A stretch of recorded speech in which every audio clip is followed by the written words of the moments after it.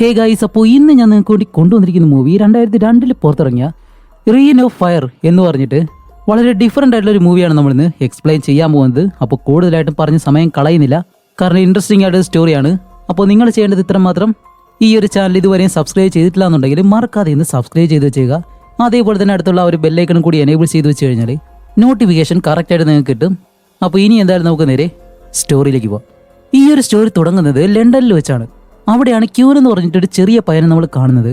ഇപ്പൊ ക്യൂനായാലും അവന്റെ സ്കൂൾ പഠനമെല്ലാം കഴിഞ്ഞിട്ട് അവന്റെ അമ്മയെ കാണാൻ വേണ്ടി ഒരു സബ് വേ സ്റ്റേഷന്റെ നിർമ്മാണം നടക്കുന്നുണ്ട്. അതിനു വേണ്ടിയിട്ട് അടിയിലൂടെ തുരങ്കം ഇങ്ങനെ പണിഞ്ഞു പോവാണ്. അവിടേക്ക് ക്യൂൻ ഇങ്ങനെ ഇറങ്ങി പോകുന്നു. അപ്പോൾ പോകുന്ന വഴിക്ക് തന്നെ എല്ലാവർക്കും ക്യൂനെ അറിയാം. അങ്ങനെ അവനായാലും നേരെ അവന്റെ അമ്മയെ പോയി കാണുമ്പോഴത്തേക്കും അവന്റെ അമ്മയാണ് ഇവിടുത്തെ സൂപ്പർവൈസർ. അവരുടെ പേര് കേരൻ എന്നാണ്. ഇപ്പൊ ക്യൂനായാലും അവന്റെ അമ്മയുടെ അടുത്തേക്ക് ചെന്നിട്ട് ഒരു ലെറ്റർ ഇങ്ങനെ കാണിക്കാണ്. എന്നിട്ട് ഒരു ബാഡ് ന്യൂസ് ഉണ്ടെന്ന് പറയുന്നു. വേറെ ഒന്നുമല്ല, സ്കൂളിലെ അവന്റെ സ്കോളർഷിപ്പ് സസ്പെൻഡ് ചെയ്തെന്ന് പറഞ്ഞിട്ടാണ്. കാരണം അതിന് വേണ്ടിയിട്ടുള്ള കോസ്റ്റ് കുറച്ച് കൂടുതലാണെന്ന് അവൻ പറയുന്നുണ്ട്. അപ്പോഴേക്കാണ് മറ്റൊരാൾ വന്നിട്ട് കേരനെ ഇങ്ങനെ വിളിക്കുന്നത്. എന്നിട്ട് പറയും, നമുക്ക് തുരങ്കം കുഴിക്കുന്നതിൽ ഒരു ചെറിയ പ്രശ്നമുണ്ട് എന്ന് പറഞ്ഞിട്ട് കേരൻ അവിടേക്ക് കൊണ്ടുപോകുമ്പോൾ ക്യൂനും അവരുടെ പുറകെ തന്നെ പോകുന്നുണ്ട്. ഇപ്പോൾ പ്രശ്നം എന്താണെന്ന് കാണിക്കുമ്പോൾ ഈ ഒരു വലിയ ഡ്രില്ലുണ്ടല്ലോ, അത് വെച്ചിട്ട് ഇങ്ങനെ തുരന്ന് പോകുമ്പോഴത്തേക്കും ഒരു ഭാഗത്ത് മാത്രം വലിയൊരു ഗുഹ പോലെ തന്നെ കാണുന്നുണ്ട്. അവിടേക്ക് ഈ ഒരു ഡ്രില്ല് അങ്ങനെ കടന്നു പോകത്തില്ല, കാരണം അത്രയും ഭാഗം വലിയൊരു ഗുഹയാണ്. അതിനുള്ളിൽ എന്താണെന്നും അറിയത്തില്ല. അങ്ങനെ ഈ ഒരു കാര്യം ക്യൂൻ കേട്ടിട്ട് അവനായാലും ആ ഒരു ഹോളിലൂടെ ഉള്ളിലേക്ക് ഇങ്ങനെ പോകുന്നു. അങ്ങനെ ഉള്ളിലേക്ക് ചെന്ന് നോക്കുമ്പോഴത്തേക്കാണ് ഒരു വലിയ മിസ്റ്റീരിയസ് ആയിട്ടുള്ള പ്ലേസ് പോലെ. അങ്ങനെ അവനായാലും അവിടെയുള്ള എല്ലാ ഭാഗങ്ങളും ഇങ്ങനെ നോക്കുമ്പോഴത്തേക്കും ഒരു പാറയുടെ ഭാഗം മാത്രം ഒരു പ്രത്യേകത പോലെ നേരെ അവൻ അടുത്തേക്ക് ചെന്നിട്ട് അതിങ്ങനെ തൊട്ട് നോക്കുന്നു. ആ ഒരു സമയത്താണ് പെട്ടെന്ന് താഴെ എന്തോ ഒരു തീ വന്നിങ്ങനെ വീഴാണ്. അതവിടെ നല്ലതുപോലെ കത്തുന്നുണ്ട്. അതുമല്ല, അവന്റെ കാലിനടുത്തേക്കും ആ ഒരു തീ ഇങ്ങനെ പടർന്നു വരുന്നതും അവ നിൽക്കുന്ന ആ ഒരു ഗുഹഭാഗം ഉണ്ടല്ലോ, അതിന്റെ പല ഭാഗങ്ങളും ഇപ്പോൾ അനങ്ങാൻ തുടങ്ങാണ്. അതിലൂടെ തന്നെ ക്യൂന് മനസ്സിലായി അവൻ നിൽക്കുന്നത് ഏതോ ഒരു ക്രിയേച്ചറിന്റെ താഴെയാണെന്ന്. അതുമല്ല, ഇത് കണ്ട് ക്യൂൻ ഇങ്ങനെ പേടിച്ച് നിൽക്കുമ്പോഴത്തേക്കും പെട്ടെന്ന് ആ ഒരു കാര്യം അവന്റെ മുഖത്തേക്ക് ഇങ്ങനെ തുപ്പിവിടുന്നു. ഇത് കണ്ടിട്ട് ക്യൂൻ പെട്ടെന്ന് ഓടി ആ ഒരു ഹോള് വഴി അവന്റെ അമ്മയുടെ അടുത്തേക്ക് ഓടി വന്നിട്ട്, അമ്മ ആ ഒരു ഗുഹയ്ക്കകത്ത് എന്തോ ഒരു കാര്യമുണ്ട് എന്നിങ്ങനെ പറയുമ്പോൾ ഇവന്റെ മുഖത്തേക്ക് അതെന്തോ തുപ്പിയിട്ടല്ലോ. അതുകൊണ്ട് തന്നെ അവന്റെ കണ്ണ് നല്ലതുപോലെ ചുവന്നിട്ടുണ്ട്. അപ്പൊ അവന്റെ അമ്മയായാലും ഓക്കെ, ആദ്യം തന്നെ നിന്റെ മുഖം കഴുകാന്ന് പറഞ്ഞ് അവന്റെ മുഖം കഴുകാനായിട്ട് കൊണ്ടുപോകുമ്പോൾ അവിടെയുള്ള രണ്ടുപേര് നേരെ ആ ഒരു ഗുഹയുടെ അടുത്തേക്ക് ചെന്നിട്ട് ഇതിനകത്ത് എന്താണെന്നുള്ള രീതിയിൽ അവരവിടെ നിന്ന് ഇങ്ങനെ ചിന്തിക്കുകയാണ്. എന്നിട്ട് അതിലുള്ള ഒരാള് തന്റെ സിഗരറ്റ് എടുത്ത് ഇങ്ങനെ കത്തിക്കാനായിട്ട് വരുമ്പോഴത്തേക്കും ആ ഒരു തീ അങ്ങ് അണഞ്ഞു പോകുന്നു. അങ്ങനെയാണെങ്കിൽ ഇതിനകത്ത് എന്തോ ഉണ്ട് എന്നുള്ള കാര്യം അവനും മനസ്സിലാക്കുന്നതും ക്യൂനിന്റെ അമ്മ അവന്റെ മുഖം കഴുകുന്ന സമയത്താണ് പെട്ടെന്ന് ആ ഒരു തുരങ്കത്തിനുള്ളിലൂടെ തീ ഇങ്ങനെ പടർന്നു വരുന്നു. ഇത് കാണുമ്പോഴത്തേക്കും ഇവർ രണ്ടുപേരും അടുത്തുള്ള ആ ഒരു ലിഫ്റ്റ് ഉണ്ടല്ലോ, അതിന് മുകളിലേക്ക് കയറിയിട്ട് ആ ഒരു ലിഫ്റ്റ് ഓണാക്കി രണ്ടുപേരും മുകളിലേക്ക് പോവാണ്. അപ്പോഴേക്കും ആ ഒരു തീയാണെങ്കിൽ ഇവരുടെ പുറകെ തന്നെ കത്തിപ്പിടിച്ചിങ്ങനെ വരുന്നുണ്ട്. അപ്പോഴേക്കും ക്യൂൻ പറയുന്നുണ്ട്, ഇല്ലമ്മ ആ ഗുഹയ്ക്കകത്ത് എന്തോ ഒരു കാര്യമുണ്ടെന്ന് പറയുന്നതും പെട്ടെന്ന് കാണിക്കുമ്പോഴത്തേക്കാണ് ഈ ഒരു തീക്കുള്ളിലൂടെ ഒരു വലിയ ഡ്രാഗൺ പുറത്തേക്ക് വരുന്നു. അപ്പൊ ഈ ഒരു ഡ്രാഗനാണ് അതിനകത്ത് ഉണ്ടായിരുന്നത്. ഇതങ്ങനെ ആ ഒരു കൂടിൽ പിടിച്ചിട്ട് ഇവന്റെ അമ്മയെ നോക്കി അത് മുകളിലേക്ക് കയറി പോകുന്നതും ആ ഒരു എലിവേറ്റർ ഉണ്ടല്ലോ, അത് നല്ലതുപോലെ അനങ്ങിയിട്ട് ക്യൂൻ ഇപ്പോൾ അവന്റെ അമ്മയെ നോക്കുമ്പോൾ അവന്റെ അമ്മയ്ക്ക് അനക്കമില്ല. എന്താണെന്ന് വെച്ചാൽ ആ ഒരു ഡ്രാഗൺ അങ്ങനെ ചെയ്തത് കാരണം അവന്റെ അമ്മ മരണപ്പെടുകയാണ് ചെയ്തത്. അതുമല്ലാതെ കാണിക്കുമ്പോൾ ആ ഒരു കുഴിക്കുള്ളിൽ നിന്നും ഒരുപാട് ഡ്രാഗൺസ് ഇപ്പോൾ പുറത്തേക്ക് പറന്നു പോവാണ്. പിന്നീടുള്ള കാര്യങ്ങൾ എന്താണെന്ന് വെച്ചാൽ പിന്നീടാണ് കാണിക്കുമ്പോഴത്തേക്കും ഈ ഒരു ഭൂമിയിലെ പകുതി ഭാഗങ്ങളും ഈ ഒരു ഡ്രാഗൺസ് ഉണ്ടല്ലോ അത് നശിപ്പിച്ച് ഇപ്പോൾ ആ ഒരു ഡ്രാഗനാണ് ഈ ഒരു ഭൂമി മുഴുവനായിട്ടും ആധിപത്യം സ്ഥാപിച്ച് ജീവിക്കുന്നത്. മനുഷ്യരാണെങ്കിലോ ഈ ഡ്രാഗനെ പേടിച്ച് പലയിടങ്ങളിലായിട്ട് കൂട്ടമായിട്ട് താമസിക്കുന്നു. സയന്റിസ്റ്റുകൾ പറയുന്നത് ഡൈനോസറുകൾ ഉണ്ടല്ലോ, അതെല്ലാം ഇല്ലാതായതിനു ശേഷം അതിന്റെ ചാരം ഇതെല്ലാം ഭൂമിക്കടിയിലായിട്ട് ആ ഒരു സമയത്താണ് ഡ്രാഗൺസും ഭൂമിക്കടിയിൽ ഒളിച്ചിരുന്നത്. അതുകൊണ്ട് തന്നെ ഈ ഒരു ഡ്രാഗൺസ് ഹൈബർനേറ്റ് ചെയ്ത് ഇത്രയും കാലം ഭൂമിക്കടിയിൽ ഒളിച്ചിരിക്കുമായിരുന്നു. കറക്റ്റായിട്ടുള്ള സമയത്ത് അത് പുറത്തു വന്നു. എന്നിട്ട് മനുഷ്യനുമായിട്ട് യുദ്ധം ചെയ്ത് അതിനെല്ലാം നശിപ്പിക്കാൻ തുടങ്ങി. അതുപോലെ ഡ്രാഗൺസ് പെരുകിയത് കൊണ്ട് തന്നെ അതിന് ഭക്ഷണമില്ല, മനുഷ്യരെ തന്നെ അത് പിടിച്ച് തിന്നാൻ തുടങ്ങുന്നു. അങ്ങനെ ഈ ഒരു സംഭവങ്ങളെല്ലാം കഴിഞ്ഞ് 18 വർഷങ്ങൾക്ക് ശേഷം കാണിക്കുമ്പോഴത്തേക്കും നമ്മുടെ ഹീറോ ഉണ്ടല്ലോ, ക്യൂൻ എന്ന് പറഞ്ഞ ഒരു ചെറിയ പയ്യൻ വളർന്നു വലുതായി. അതാണ് നമ്മുടെ ഈ മൂവിയിലെ ഹീറോ. ഇപ്പൊ അവൻ ഭൂമിയിൽ അവശേഷിക്കുന്ന സർവൈവേഴ്സ് ഉണ്ടല്ലോ അവരോടൊപ്പം ഒരു തുരങ്കത്തിനുള്ളിൽ കഴിയാണ്. അതുപോലെ ഒരു ചെറിയ സിറ്റി പോലെയാണ് നിർമ്മിച്ചിട്ട് ഇതിനുള്ളിലാണ് അവർ ജീവിക്കുന്നത്. അതുപോലെ ഈ ഒരു ചെറിയ സിറ്റിയിൽ താമസിക്കുന്ന, ഇതൊരു സിറ്റി എന്ന് പറയാൻ കഴിയത്തില്ല, എന്നിരുന്നാലും നമുക്ക് അങ്ങനെ പറയാം. ഇപ്പൊ ഇവിടെ താമസിക്കുന്ന എല്ലാവരും അവരുടെ നേതാവായിട്ട് തെരഞ്ഞെടുത്തിരിക്കുന്നത് നമ്മുടെ ഹീറോയാണ്. കാരണം വേറെ ഒന്നുമല്ല, ഈ ഒരു ഡ്രാഗൺസ് ഭൂമി ഭരിക്കുന്നത് കൊണ്ട് തന്നെ ഇവർക്ക് എല്ലാവർക്കും ഇതിനകത്തൊരു റൂൾ വെച്ചിട്ട് വേണം ജീവിക്കാനായിട്ട്. അപ്പോൾ ഒരു റൂൾ വെക്കുമ്പോഴത്തേക്കും എന്തായാലും അത് നിയന്ത്രിക്കാനായിട്ട് ഒരു നേതാവിന്റെ ആവശ്യമുണ്ട്. അങ്ങനെ നിൽക്കുമ്പോഴത്തേക്കാണ് നമ്മുടെ ക്യൂനിന്റെ അടുത്തേക്ക് ഒരുത്തം വന്നിട്ട്, ക്യൂൻ ഒരു പ്രശ്നമുണ്ടെന്ന് പറയുമ്പോൾ ഹീറോ ആയാലും പെട്ടെന്ന് അവിടേക്ക് ചെന്ന് നോക്കുമ്പോഴത്തേക്കും വേറെ ഒന്നുമല്ല, എഡി എന്ന് പറഞ്ഞിട്ട് ഈ ഒരു സിറ്റിയിൽ താമസിക്കുന്ന വേറൊരുത്തനുണ്ട്. അവനാണെങ്കിൽ ഒരു 3-4 കുട്ടികളുമുണ്ട്. അതുപോലെ ഇവരുടെ സിറ്റിയിൽ ഫുഡ് കുറവാണ്. അതുകൊണ്ട് തന്നെ അടുത്തൊരു കൃഷിയിടമുണ്ട്. അവിടേക്ക് ചെന്നിട്ട് ഫുഡ് ശേഖരിച്ചുകൊണ്ട് വരാം എന്നുള്ള രീതിയിൽ അവൻ പുറത്തു പോകാനായിട്ട് നിൽക്കുമ്പോൾ നമ്മുടെ ഹീറോ വന്നിട്ട് അവനെ തടയും. ഇപ്പോൾ വെളിയിലേക്ക് പോകാനായിട്ടുള്ള കറക്റ്റ് സമയമല്ല, അതുകൊണ്ട് നീ ഇപ്പോൾ ഒരിക്കലും പോരുത്, നിന്റെ കുട്ടികൾ അവർക്ക് ആപത്തുണ്ടാവും. ഇപ്പൊ നീ അവിടേക്ക് ചെന്നിട്ട് ആ ഒരു ഫുഡെല്ലാം ശേഖരിച്ചു കഴിഞ്ഞാല് നമുക്ക് അടുത്ത സീസണില് ഫുഡ് ഉണ്ടാവത്തില്ല. ആ ഒരു കാര്യം നമ്മളെല്ലാവരും തീരുമാനിച്ചാണെന്ന് പറയുമ്പോൾ എഡി പറയും, പക്ഷെ എന്റെ കുട്ടികൾ അടുത്ത സീസൺ വരെ ഉണ്ടാവുമെന്ന് എങ്ങനെയാണ് പ്രതീക്ഷിക്കുന്നത്? അതുപോലെ 8 വർഷത്തോളം ഇവരോടൊപ്പം തന്നെ എഡിയും താമസിച്ചിരുന്നു. പക്ഷെ അവന്റെ ഭാര്യയും മറ്റൊരു കുട്ടിയും മരണപ്പെടുകയാണ് ചെയ്തത്. അതുകൊണ്ട് എന്റെ കുട്ടികൾക്ക് ആ ഒരു അവസ്ഥ വരരുത് എന്നും പറഞ്ഞിട്ട് എഡി അവിടെ നിന്ന് പോകാൻ വരുമ്പോൾ ഹീറോ അതിനെ സമ്മതിക്കത്തില്ല. അവൻ ആ ഒരു വണ്ടിയുടെ കീ ഊരി വെച്ചിട്ട് നീ ഒരിക്കലും ഇവിടെ നിന്ന് പോകണ്ടെന്ന് പറയുമ്പോൾ ഹീറോയുടെ സുഹൃത്തായിട്ടുള്ള ക്രേഡി അവിടേക്ക് വന്ന് എഡിയോട് കാര്യം പറഞ്ഞിട്ട്, ഓക്കെ, ഇതൊരിക്കലും ഒരു ജയിലല്ല, അതുകൊണ്ട് എല്ലാവർക്കും അവരുടെ ഇഷ്ടത്തിന് പോവാം, പക്ഷേ ഈ ഒരു കമ്മ്യൂണിറ്റിയിൽ നിന്നും പോയി കഴിഞ്ഞാൽ ഒരിക്കലും തിരിച്ചു വരരുത് എന്നുള്ള രീതിയിൽ പറയുമ്പോൾ എഡി ആയാലും ഇപ്പോൾ അവന്റെ കുട്ടികളെ വിളിച്ചിട്ട് പോകാതെ അവിടെ തന്നെ നിൽക്കുകയാണ്. അത് കഴിഞ്ഞ് കാണിക്കുമ്പോഴത്തേക്കും നമ്മുടെ ക്രേഡിയും അതേപോലെ തന്നെ ഹീറോ ഉണ്ടല്ലോ, ഇവർ രണ്ടുപേരും കൂടി ചേർന്നിട്ട് സ്റ്റാർ വാർസിലെ കുറെ സീനുകളെല്ലാം ഈ കുട്ടികളുടെ മുന്നിൽ അഭിനയിച്ചിങ്ങനെ കാണിക്കണം, കാരണം അവരെ എന്റർടൈൻ ചെയ്യിക്കാൻ വേണ്ടിയിട്ട്. അങ്ങനെ അതെല്ലാം കുട്ടികളായിട്ടുള്ള ഓഡിയൻസ് കണ്ടിട്ട് നല്ലതുപോലെ പേടിച്ച് ഈ ഒരു സ്റ്റോറി ആരാ കൊണ്ടുവന്നതെന്ന് ചോദിക്കുമ്പോൾ നമ്മുടെ ഹീറോ ആണെന്ന് പറയും. അടുത്ത ദിവസം ലയൺ കിങ്ങിന്റെ സ്റ്റോറി എന്തായാലും ഞങ്ങൾ ചെയ്യുന്നതായിരിക്കും എന്നെല്ലാം പറഞ്ഞിട്ട് അവരോട് കുറച്ചു നേരം പ്രാർത്ഥിക്കാനായിട്ട് ഇങ്ങനെ പറയും. അതുപോലെ ഈ ഒരു പ്രാർത്ഥനയുടെ ഇടയിൽ തന്നെ ഒരു ഡ്രാഗനെ കണ്ടു കഴിഞ്ഞാൽ എന്തൊക്കെ ചെയ്യണം എന്നുള്ള കാര്യങ്ങളും ഇവർ പറഞ്ഞു കൊടുക്കുന്നുണ്ട്. അങ്ങനെ അത് കഴിഞ്ഞിട്ട് രാത്രി കാണിക്കുമ്പോഴത്തേക്കും എഡി ഉണ്ടല്ലോ, അവനിപ്പോൾ ആരും അറിയാതെ നമ്മുടെ ഹീറോയുടെ കയ്യിൽ നിന്നും ആ ഒരു വണ്ടിയുടെ കീ മോഷ്ടിച്ചിട്ട് അവന്റെ ഒരു സുഹൃത്തുണ്ട്, അവനെയും വിളിച്ച് അവന്റെ ഭാര്യയോട് മിണ്ടായിരിക്കാൻ പറയും, വേറെ ആരും അറിയാതിരിക്കാൻ വേണ്ടി. അത് കഴിഞ്ഞിട്ട് ഈ ഒരു ഗ്രൂപ്പിൽ വേറെ കുറച്ച് പേരും കൂടി ഉണ്ട്. ഇവരെല്ലാവരും കൂടി ചേർന്ന് ആ ഒരു വണ്ടിയും പതിയെ ഗേറ്റിനടുത്തേക്ക് കൊണ്ടുവന്ന് ആരും അറിയാത്ത രീതിയിൽ ആ ഒരു ഗേറ്റും തുറന്ന് അവർ വെളിയിലേക്ക് പോവാണ്. അതേസമയം നമ്മുടെ ഹീറോ റൂമിനടുത്ത് എന്തോ ഒരു ശബ്ദം കേട്ടിട്ട് അവൻ പെട്ടെന്ന് ഡോർ തുറക്കുമ്പോഴത്തേക്കും ലിയാം എന്ന് പറഞ്ഞൊരു ചെറിയ പയ്യൻ അവിടെ പേടിച്ചിരിക്കുകയാണ്. എന്താ കാര്യം ചോദിക്കുമ്പോഴത്തേക്കും ഇതുപോലെ നല്ല ശ്വാസം എടുക്കുന്ന ശബ്ദം കേൾക്കുന്നുണ്ട്, അത് ഡ്രാഗന്റേതാണെന്നാണ് വില്യം പറയുന്നത് എന്ന് അവൻ പറയുമ്പോൾ ഹീറോ പറയും, ഹേയ്, അത് ഡ്രാഗന്റെ ഒന്നുമല്ല, അത് വെറുതെ കാറ്റ് വീശുന്നതായിരിക്കും, പേടിക്കേണ്ട, പോയി കിടന്നു എന്ന് പറഞ്ഞ ഒരു ചെറിയ പയ്യൻ അവന്റെ റൂമിലേക്ക് പറഞ്ഞു വിടുന്നു. അതേസമയം തന്നെ ഇവരുടെ ഈ ഒരു സിറ്റിയെ സംരക്ഷിക്കാനായിട്ട് കാവലിനായിട്ട് ഒരുത്തർ ഇരിപ്പുണ്ട്. അവനാണെങ്കിൽ ഒരു പരുന്തിനെ വളർത്തുന്നുണ്ട്. ആ ഒരു പരുന്ത് ഇപ്പോൾ പറന്ന് അവന്റെ അടുത്തേക്ക് വരുന്നതും എന്തോ ഒരു കാര്യം ദൂരെ സംഭവിച്ചെന്നുള്ള കാര്യം അവന് മനസ്സിലായി, കാരണം അതുകൊണ്ടാണ് ആ ഒരു പരുന്ത് ഇവന്റെ അടുത്തേക്ക് പറന്നു വരുന്നത്.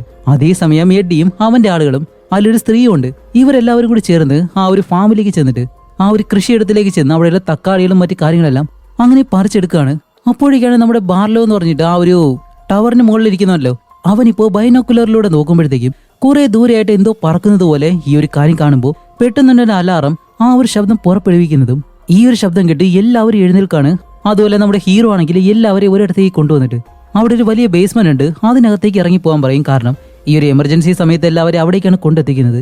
അങ്ങനെ കുട്ടികളെയും ബാക്കി എല്ലാവരെയും അതിനുള്ളിലേക്ക് ഇറക്കുമ്പോഴത്തേക്കും എഡിയുടെ ഭാര്യ ഉണ്ടല്ലോ, അവള് വന്നിട്ട് ഇതുപോലെ തന്റെ ഭർത്താവും കുറച്ചുപേരും വെളിയിൽ പോയെന്നുള്ള കാര്യം ഹീറോയോട് പറയുന്നതും ഇവരെല്ലാവരും ആ ഒരു തോട്ടത്തിൽ നിൽക്കുമ്പോഴത്തേക്കാണ് ആ ഒരു പരുന്നുണ്ടല്ലോ ഇവരെല്ലാവരെയും വാൺ ചെയ്യുന്നത് പോലെ ആകാശത്തോടെ ഇങ്ങനെ പറന്നു പോകുന്നുണ്ട് ശബ്ദം ഉണ്ടാക്കി. കാരണം ആ ഒരു ഡ്രാഗൻ ഇവിടേക്ക് വരാൻ പോകുന്നു. പക്ഷെ പറഞ്ഞിട്ട് കാര്യമില്ല, ആൾറെഡി ലേറ്റ് ആയിപ്പോയി. എന്താണെന്ന് കാണിക്കുമ്പോഴത്തേക്കും ആ ഒരു ഡ്രാഗൻ ഇപ്പോൾ ഇവിടേക്ക് പറന്നു വന്ന് അവിടേക്ക് നല്ലതുപോലെ തീയിട്ട് അതിലൊരുത്തനെ കടിച്ചെടുത്തുകൊണ്ട് പോകുന്നു. കാരണം ഇവരുടെ കൂടെ വന്ന ഒരുത്തൻ മാനേജർ ഉണ്ട്, അവനാണെങ്കിൽ അവന്റെ കുടുംബത്തെ സംരക്ഷിക്കാൻ വേണ്ടി ഓരോരുത്തരായിട്ട് അടുത്തേക്ക് ഇങ്ങനെ കൊണ്ടുവരാണ്. അപ്പോഴേക്കാണ് മൈക്കിൾ എന്ന് പറഞ്ഞൊരു പയ്യൻ ഓടി വരുന്നു. അവന്റെ മുഖമാണെങ്കിൽ നല്ലതുപോലെ പൊള്ളിയിട്ടുണ്ട്. മാറ്റ് എന്ന് പറഞ്ഞ ഒരുത്തനെയാണ് ആ ഒരു ഡ്രാഗൻ നേരത്തെ കടിച്ചെടുത്തുകൊണ്ട് പോയത്. അങ്ങനെ ഇവരെല്ലാവരും അവിടെ നിന്നിട്ട് അവരുടെ ആ ഒരു വണ്ടിയിൽ കയറി രക്ഷപ്പെടാമെന്ന് പറഞ്ഞിട്ട് എഴുന്നേൽക്കാനായിട്ട് വരുമ്പോൾ പെട്ടെന്ന് തന്നെ ആ ഒരു ഡ്രാഗൻ അവിടേക്ക് പറന്നു വന്ന് ആ ഒരു വണ്ടി തീയിട്ടങ്ങ് നശിപ്പിക്കും. അങ്ങനെ എഡിയും ബാക്കിയുള്ളവരും ആ ഒരു തോട്ടത്തിനുള്ളിലേക്ക് തന്നെ ഓടിക്കയറുന്നതും ഈ ഒരു ഡ്രാഗൻ ആ ഒരു തോട്ടത്തിന് ചുറ്റുമായിട്ട് തീയിട്ട് വെച്ചേക്കാണ്. ഇനിയിപ്പോൾ ഇവർക്ക് വെളിയിലേക്ക് പോകാനായിട്ട് കഴിയത്തില്ല. അവസാനം ഈ ഒരു ഡ്രാഗൻ ഇവരെ കൊല്ലുമെന്നുള്ള അവസ്ഥയിൽ എല്ലാവരും പേടിച്ചിരിക്കുമ്പോഴത്തേക്കാണ് പെട്ടെന്ന് അവിടേക്ക് ഒരു ഫയർ സ്യൂട്ട് ഇട്ടുണ്ട് നമ്മുടെ ഹീറോ നടന്നു വരുന്നത്. എന്നിട്ട് ഇവർ 2 വണ്ടി കൊണ്ടുവന്നിട്ടുണ്ട്. അതേപോലെ തന്നെ ആ ഒരു വണ്ടിയിൽ നിന്ന് എപ്പോഴും വെള്ളം ഇങ്ങനെ ചിരികൊണ്ടേയിരിക്കും. എന്നിട്ട് ഇവരെല്ലാവരെയും ആ ഒരു തീക്കുള്ളിലൂടെ തന്നെ പിടിച്ച് ആ ഒരു വണ്ടിക്കകത്തേക്ക് കയറ്റാണ്. ഹീറോയ്ക്കാണെങ്കിൽ ഇപ്പോൾ നല്ല ദേഷ്യമുണ്ട്, കാരണം പറഞ്ഞിട്ടും അത് കേൾക്കാതെയാണ് ഇവരെല്ലാവരും ഇവിടേക്ക് വന്നിട്ടുള്ളത്.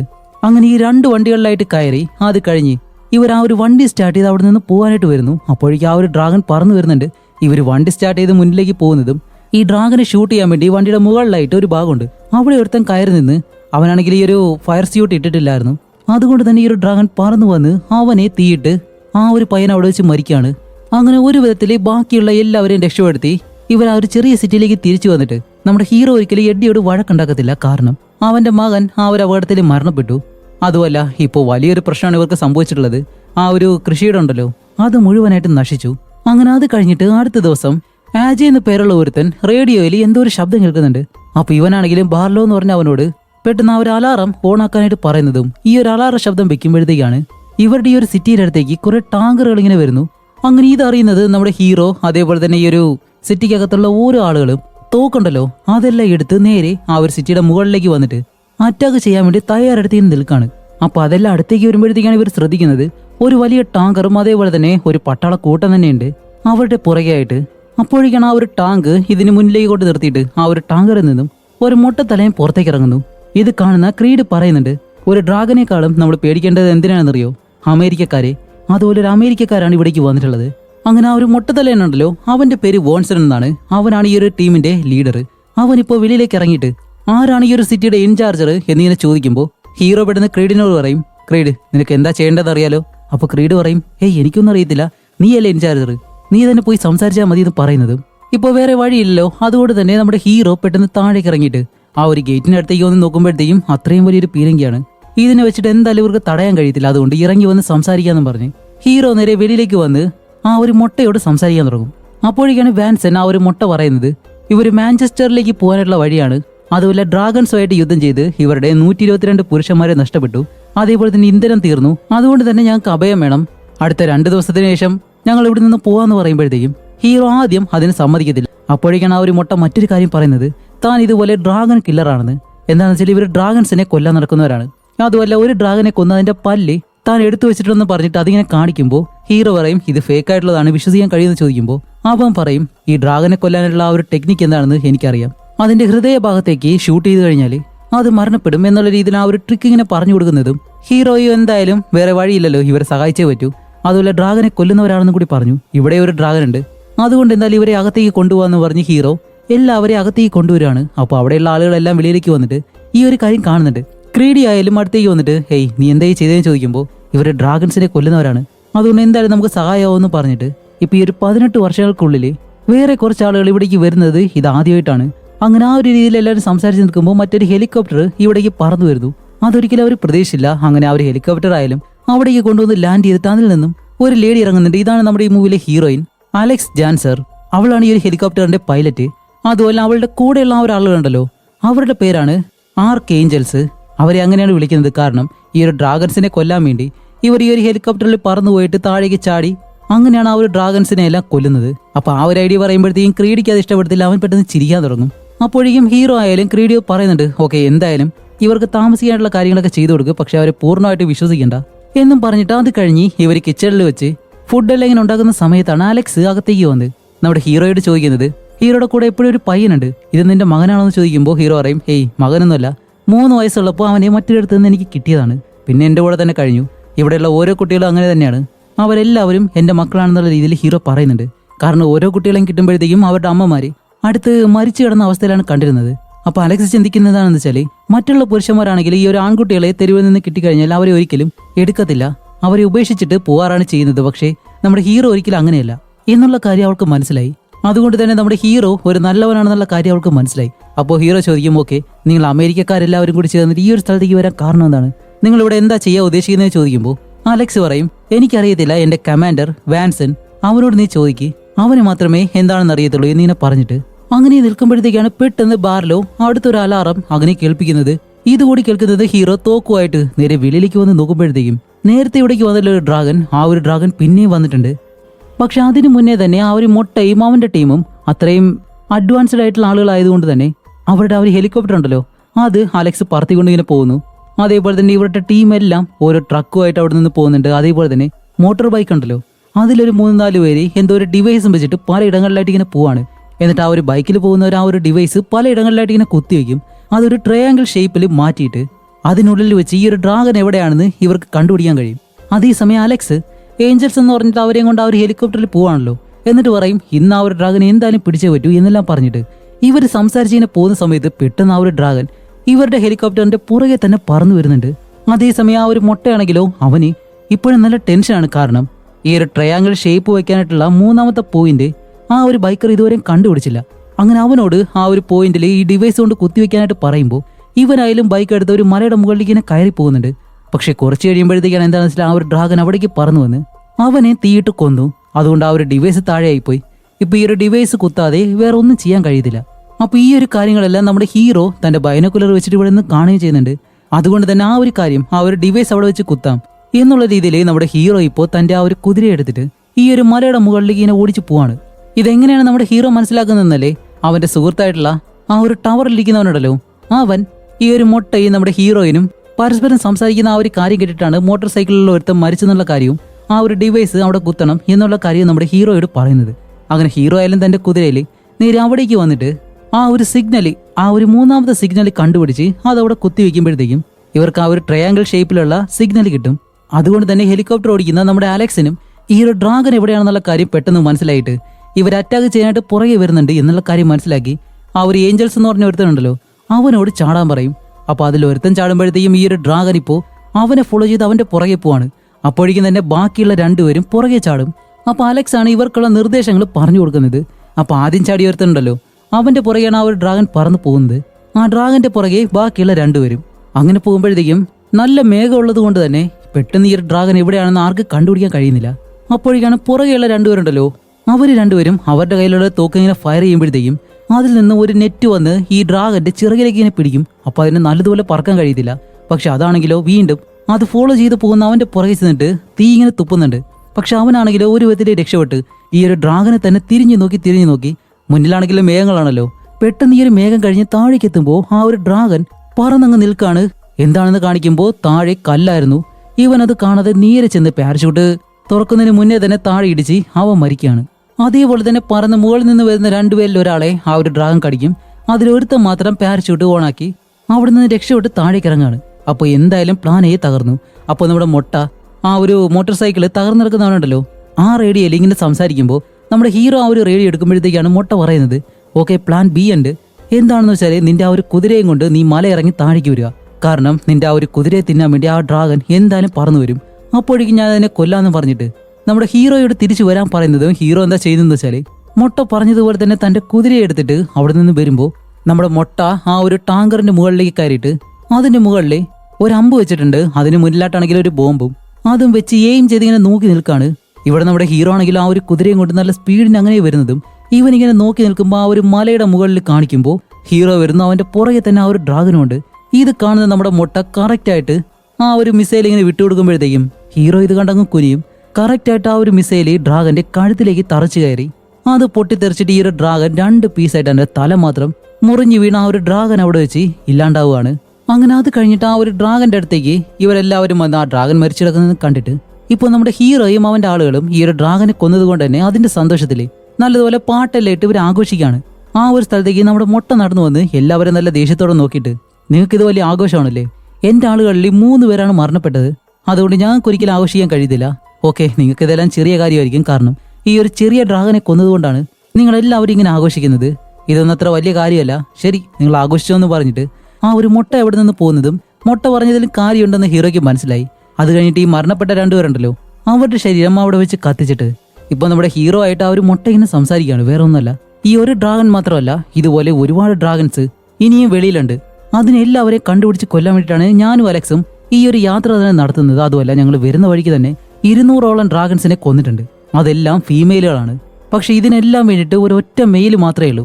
അതിനെ കണ്ടുപിടിച്ച് കൊല്ലണം. അങ്ങനെയാണെങ്കിലേ ഇത് മുട്ടയിട്ട് പെരുകുന്നതെല്ലാം നമുക്ക് തടയാൻ കഴിയത്തുള്ളൂ. അതുമല്ല ഞങ്ങൾ കണ്ടുപിടിച്ചതിൽ വെച്ചിട്ട് ആ ഒരു മെയിൽ ഡ്രാഗനും അതിന്റെ ബാക്കിയുള്ള ഫീമെയിൽസും ഇപ്പൊ കഴിയുന്നത് എവിടെയാണെന്നറിയോ? ലണ്ടനിലാണ്. അവിടേക്ക് ചെന്ന് കഴിഞ്ഞാൽ മാത്രമേ ഞങ്ങൾക്ക് അതിനെ കൊല്ലാൻ കഴിയത്തുള്ളൂ. പക്ഷെ ആ ഒരു സ്ഥലം എവിടെയാണെന്ന് കറക്റ്റ് ഞങ്ങൾക്ക് അറിയത്തില്ല. നീ ഞങ്ങളോടൊപ്പം വരണമെന്ന് പറയുന്നത് നമ്മുടെ ഹീറോ ഒരിക്കലും അവനോടൊപ്പം പോകാനായിട്ട് ഈ ഒരു മിഷനിൽ പങ്കെടുക്കാനായിട്ട് താല്പര്യമില്ല എന്ന് പറയും. കാരണം താനും തന്റെ ജനങ്ങളും ഇവിടെ തന്നെ ജീവിക്കും. ഇങ്ങനൊരു ജീവിതമാണ് ഇവർ ആഗ്രഹിക്കുന്നത്. മറ്റൊരു ഡ്രാഗൺ വന്നു കഴിഞ്ഞാൽ ഇവരെങ്ങനെയെങ്കിലും അതിനെ കൊല്ലാനുള്ള കാര്യങ്ങൾ ചെയ്യും. അതുമല്ല നിങ്ങൾ ലണ്ടനിലേക്ക് ചെന്ന് ആ ഒരു ഡ്രാഗനെ കൊല്ലാൻ ശ്രമിച്ചു കഴിഞ്ഞാൽ അത് ബാക്കിയുള്ള ജനങ്ങളെ കണ്ടുപിടിച്ച് അവരെല്ലാവരെയും കൊല്ലാൻ തുടങ്ങും. അതുകൊണ്ട് അവർ റിസ്ക് എടുക്കാനായിട്ട് ഞാൻ തയ്യാറല്ല എന്ന് പറയുമ്പോൾ നമ്മുടെ മൊട്ട വാൻസൺ നേരെ ഹീറോയുടെ അടുത്തേക്ക് വന്ന് ഇവർ രണ്ടുപേരും കൂടി വഴക്കുണ്ടാക്കാൻ തുടങ്ങും. അത് കഴിഞ്ഞ് മൊട്ട അവിടെ നിന്ന് പോകുന്നതും ഹീറോയിൻ ഇപ്പോൾ ഹീറോയോട് ചോദിക്കുന്നുണ്ട്, അല്ല നീ ലണ്ടനിലേക്ക് വരാതിരിക്കാൻ മറ്റെന്തെങ്കിലും കാരണമുണ്ടോ എന്ന് ചോദിക്കുമ്പോൾ അപ്പോഴാണ് ഹീറോ പറയുന്നത്, ഇതുപോലെ തന്റെ അമ്മയുണ്ടല്ലോ മരണപ്പെട്ടത് ലണ്ടനിൽ വെച്ചാണ്, അതുകൊണ്ട് ഒരിക്കലും ഞാൻ ലണ്ടനിലേക്ക് വരത്തില്ല എന്നുള്ളൊരു കാരണവും ഹീറോ പറയുന്നുണ്ട്. അപ്പോഴേക്കാണ് AJ എന്ന് പറഞ്ഞ അവൻ ഹീറോന്റെ അടുത്തേക്ക് വന്നിട്ട്, ക്യൂൻ വെളിയിൽ നമ്മുടെ മൊട്ട ഇപ്പോൾ നമ്മുടെ ജനങ്ങളോട് സംസാരിക്കുകയാണെന്ന് പറയുന്നതും ഹീറോ പെട്ടെന്ന് വെളിയിലേക്ക് വന്ന് നോക്കുമ്പോൾ വേറെ ഒന്നുമല്ല, ഈ മൊട്ടയുണ്ടല്ലോ അവനോടൊപ്പം ലണ്ടനിലേക്ക് വരാൻ താല്പര്യമുള്ള ആളുകളെ ഇങ്ങനെ കൂട്ടുകയാണ്.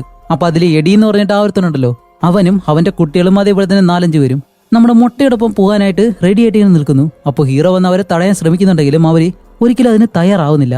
അവർ പറയുന്നത് എന്താണെന്ന് വെച്ചാൽ ഇവിടെ താമസിക്കുന്നതിനെക്കാട്ടി നല്ലത് അതിനെ ആ ഡ്രാഗനെ കൊല്ലാനെങ്കിലും പോകുന്നതാണ് എന്നുള്ള രീതിയിൽ അവർ പോകാനായിട്ട് നിൽക്കുമ്പോൾ നമ്മുടെ ഹീറോ വന്ന് മുട്ടയുമായിട്ട് നല്ലതുപോലെ ഫൈറ്റ് ചെയ്യും. അങ്ങനെ ഇവർ രണ്ടുപേരും ഒരുപാട് നേരം അവിടെ കിടന്ന് ഫൈറ്റ് ചെയ്യുന്നുണ്ട്. ഹീറോയ്ക്ക് മുട്ടയോടൊപ്പം പിടിച്ചു നിൽക്കാനായിട്ട് കഴിയുന്നില്ല. ഇപ്പൊ അവസാനം ഇടികൂടി ഇപ്പൊ രണ്ടുപേരും കൂടി ഒരുപാട് നേരം ഫൈറ്റ് ചെയ്ത അവസാനം മുട്ട പറയുന്നത് താല്പര്യമുള്ള ആളുകളെ ഞാൻ എന്തായാലും കൊണ്ടുപോകും, അവരെ പിടിച്ചു വെക്കാനായിട്ട് നിന്നെ കൊണ്ട് കഴിയത്തില്ല എന്ന് പറഞ്ഞ് വരാനായിട്ട് താല്പര്യമുള്ളവരെയും കൂട്ടി അവിടെ നിന്ന് ഇങ്ങനെ പോവാണ്. ആ ഒരു സമയത്താണ് നമ്മുടെ ഹീറോയിൻ അടുത്തേക്ക് വന്ന് ഹീറോയുടെ കയ്യിൽ ആ ഒരു മുറിവുകളൊക്കെ സംഭവിച്ചല്ലോ അതിന് വേണ്ടിയിട്ടുള്ള ഒരു മരുന്ന് അവന്റെ കയ്യിൽ കൊടുക്കുന്നത്. അങ്ങനെ ആ ഒരു മരുന്നെല്ലാം വെക്കുന്ന സമയത്താണ് വേറൊരു ചെറിയ പയ്യനുണ്ട്. അവൻ നേരെ ഹീറോയുടെ അടുത്തേക്ക് വന്നിട്ട് ഇതുപോലെ ഞാനും അവരോടൊപ്പം പോകുന്നുണ്ട്, അതുപോലെ എന്നെ ഒരിക്കലും നിനക്ക് തടയാൻ കഴിയത്തില്ല, കാരണം നീ എന്റെ അച്ഛനല്ല, എനിക്ക് എന്റേതായിട്ടുള്ള സ്വാതന്ത്ര്യം ഉണ്ടെന്ന് പറയുമ്പോൾ ഹീറോ പറയും അതെ ശരി തന്നെയാണ്, നിനക്ക് നിന്റേതായിട്ടുള്ള സ്വാതന്ത്ര്യമുണ്ട്, പക്ഷേ ഈ ഒരു കാസ്റ്റിൽ ഈ ഒരു സിറ്റിയുടെ അടുത്ത അധികാരം നിന്നെ ഏൽപ്പിക്കാൻ വേണ്ടിയിട്ടാണ് ഞാൻ നിന്നത്, പക്ഷെ അതൊരിക്കലും മനസ്സിലാക്കാതെ നീ ഇവിടെ നിന്ന് പോവാണെന്ന് പറയുമ്പോൾ അതിനെനിക്ക് താല്പര്യമില്ല, ഞാൻ പോവാണെന്ന് പറഞ്ഞ് ആ ഒരു പയ്യനും അവരോടൊപ്പം പോകാനായിട്ട് തയ്യാറെടുത്ത് അവിടെ നിന്ന് പോവാണ്. അങ്ങനെ അത് കഴിഞ്ഞിട്ട് നമ്മുടെ മുട്ടയും ടീമും അവന്റെ ആ ഒരു പട്ടാളക്കാരും അതേപോലെ തന്നെ സഹായികളും എല്ലാവരെയും കൂട്ടി ആ ഒരു മെയിൽ ഡ്രാഗനെ അറ്റാക്ക് ചെയ്യാൻ വേണ്ടി ഇങ്ങനെ പോവാണ്. അത് കഴിഞ്ഞിട്ട് നമ്മുടെ ഹീറോ ആണെങ്കിലോ ആ ഒരു വലിയ തോട്ടം ഉണ്ടല്ലോ അവിടേക്ക് ചെന്ന് അവശേഷിക്കുന്ന ഫുഡെല്ലാം ഇങ്ങനെ ശേഖരിക്കുന്ന സമയത്താണ് നേരത്തെ പോണെന്ന് പറഞ്ഞ ആ ഒരു പയ്യൻ ഇപ്പോൾ തിരിച്ചു വരുന്നു. എന്താണെന്ന് വെച്ചാൽ അവൻ അവന്റെ മനസ്സ് മാറ്റി എന്നാണ് പറയുന്നത്. അതിന് മറ്റൊരു കാരണം കൂടിയുണ്ട്. പോകുന്ന വഴിക്ക് മരിച്ചവരുടെ ശരീരത്തിന്റെ സ്മെല്ല് അതവന് സഹിക്കാൻ കഴിയുന്നില്ല. അപ്പോഴാണ് ഹീറോ പറയുന്നത് അങ്ങനെ മരിച്ചവരുടെ ആ ഒരു സ്മെല്ലുള്ളത് കൊണ്ട് മാത്രമാണ് ഡ്രാഗൺസ് അധികമായിട്ടും ഈ ഒരു സ്ഥലത്തേക്ക് വരാത്തത്, കാരണം അവർക്ക് അത് ഇഷ്ടമല്ല. അതേസമയം ഇവിടെ നമ്മുടെ മുട്ടയും ടീമും ഒരു വിധത്തിൽ ലണ്ടനിലെത്തിയിട്ട് ഇവർ ആ ഒരു ഡിവൈസ് വെച്ച് ട്രയാങ്കിൾ വെച്ചിട്ട് ആ ഒരു ഡ്രാഗനെ കണ്ടുപിടിക്കാൻ ശ്രമിക്കുമല്ലോ. ആ ഒരു രീതിയിൽ കാര്യങ്ങൾ ചെയ്യാനായിട്ട് വരുമ്പോഴത്തേക്കും കുറച്ച് ദൂരെ നിന്നും ആ ഒരു തീ കത്തുന്നു. എന്താണെന്ന് വെച്ചാൽ ഒരു ഡ്രാഗൻ ഇവിടെ തന്നെയുണ്ട്, അതുകൊണ്ട് എന്തായാലും ആ ഒരു ഡിവൈസ് വെച്ചിട്ട് ഡ്രാഗനെ കണ്ടുപിടിക്കാനായിട്ട് സമയമില്ല, എന്തായാലും ആ ഒരു ഡ്രാഗൻ വരുമ്പോഴത്തേക്ക് അതിനെ അറ്റാക്ക് ചെയ്യും എന്നുള്ള രീതിയിൽ എല്ലാവരോടും പറഞ്ഞിട്ട് റെഡി ആയിട്ടിരിക്കുകയാണ്. ഇപ്പോഴാണെങ്കിലും നല്ല രീതിയിൽ ഇരുട്ടുമാണ്, ഒരുപാട് പൊടിയും കാര്യങ്ങളും ഉള്ളത് കൊണ്ട് തന്നെ മുന്നിലുള്ള ഒരു കാര്യവും കാണാൻ കഴിയുന്നില്ല. ഇപ്പൊ ഈ ഡ്രാഗൻ പറന്നു പോകുന്ന ആ ഒരു ശബ്ദം കേൾക്കുമ്പോൾ മാത്രം ഷൂട്ട് ചെയ്യുക എന്നുള്ള രീതിയിലാണ് എല്ലാവരും നിൽക്കുന്നത്.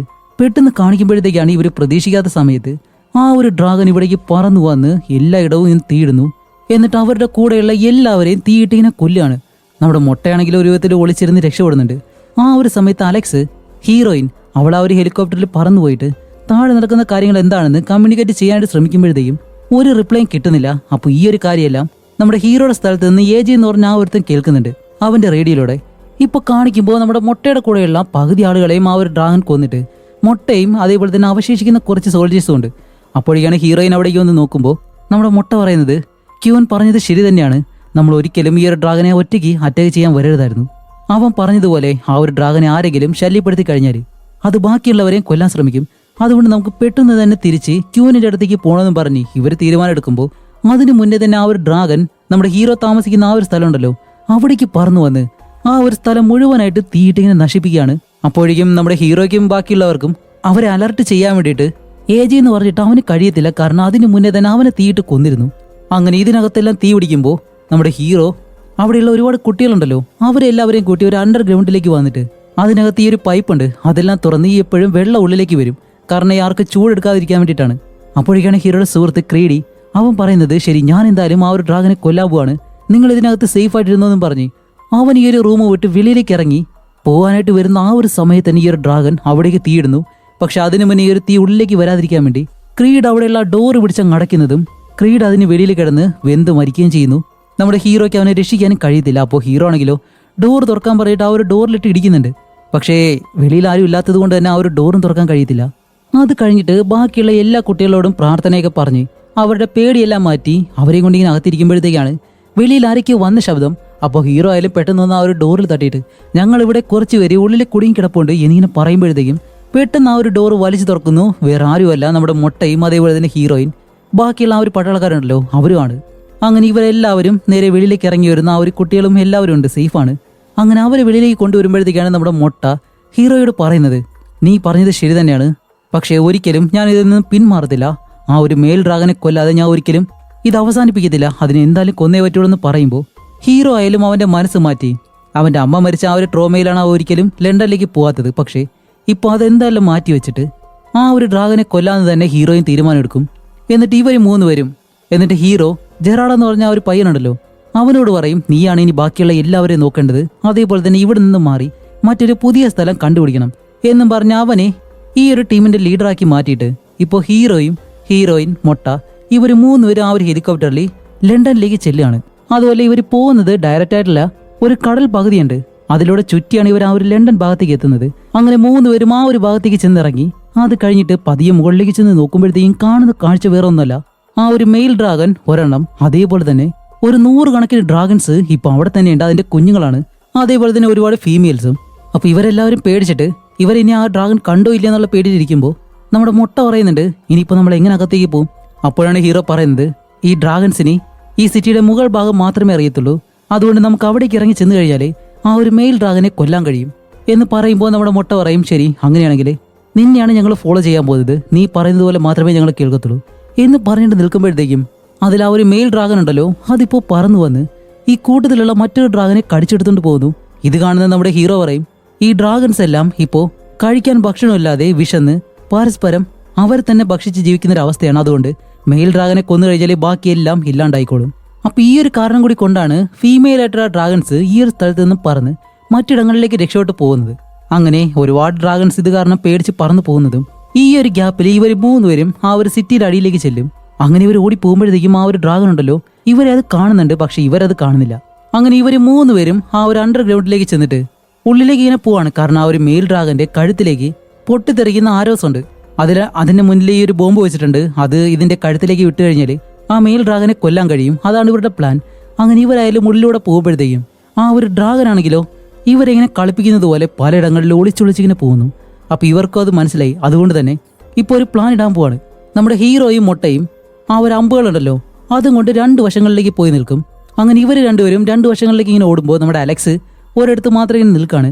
അപ്പോൾ മുട്ട ഒരു ടവറിന്റെ മുകളിലേക്ക് ഇങ്ങനെ വലിഞ്ഞു കയറുന്നുണ്ട്. ഹീറോ ആണെങ്കിലോ ഒരു വശത്തേക്ക് ഓടിച്ചെന്ന് അവിടെ ഇങ്ങനെ ഒളിച്ചിരുന്നിട്ട് തന്റെ കയ്യിലുള്ള ആ ഒരു ആരോയില് അമ്പ് വയ്ക്കാനായിട്ട് ഇങ്ങനെ വരുമ്പോഴത്തേക്കും അവന്റെ പോക്കറ്റിൽ അത് കാണുന്നില്ല.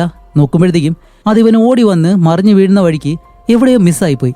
അപ്പൊ അവൻ എന്ത് ചെയ്യണമെന്ന് അറിയത്തില്ല. അതേസമയം നമ്മുടെ മുട്ട ഈ ഒരു ടവറിന് മുകളിലേക്ക് കയറിയിട്ട് നമ്മുടെ ഹീറോയിനോട് ഓടി വരാൻ പറയും. അപ്പോൾ ഹീറോയിൻ ആണെങ്കിലോ താഴെ നിന്നും അങ്ങനെ ഓടുന്നതും ഈ ഒരു ഡ്രാഗൻ ഹീറോയിനെ കണ്ട് അവളെ കൊല്ലാൻ വേണ്ടി അവളുടെ പുറകെ ഇങ്ങനെ പറന്നു വരികയാണ്. ഈ ഒരു ഗ്യാപ്പിൽ നമ്മുടെ മുട്ട എന്താ ചെയ്യുന്നത്, അവന്റെ കയ്യിലുള്ള ആ ഒരു മിസൈൽ പോലത്തെ അമ്പ് എടുത്ത് ഈ ഒരു ഡ്രാഗന്റെ മുന്നിലേക്ക് ഇങ്ങനെ വിട്ടുകൊടുക്കുന്നതും പൊട്ടിയങ്ങ് തെറിക്കുന്നു. പക്ഷേ അതിന് ചെറിയ രീതിയിലേ പരിക്ക് പറ്റുന്നുള്ളൂ, കറക്റ്റായിട്ട് അതിന്റെ കഴുത്തിൽ അത് കൊണ്ടില്ല. ഇപ്പൊ ഇതും കൂടി ആവുന്നതും ആ ഒരു ഡ്രാഗൻ മുട്ടയുടെ അടുത്തേക്ക് പറന്നു വരുന്നതും നമ്മുടെ മുട്ട അവന്റെ കയ്യിൽ ഒരു കോടാലിയുണ്ട്, അതും കൊണ്ട് ഈ ഒരു ഡ്രാഗന്റെ അടുത്തേക്ക് ചാടി ഇങ്ങനെ വരും. ഇവര് രണ്ടുപേരും ഇത് കാണുന്നുണ്ട്. പക്ഷേ ആ ഒരു ഡ്രാഗൻ മുട്ടയെ കടിച്ചെടുത്ത് അവിടെ നിന്ന് അങ്ങ് പോവാണ്. അപ്പോൾ മുട്ട എന്തായാലും മരിച്ചു. ഇനി ബാക്കിയുള്ളത് ഇവർ രണ്ടുപേരും.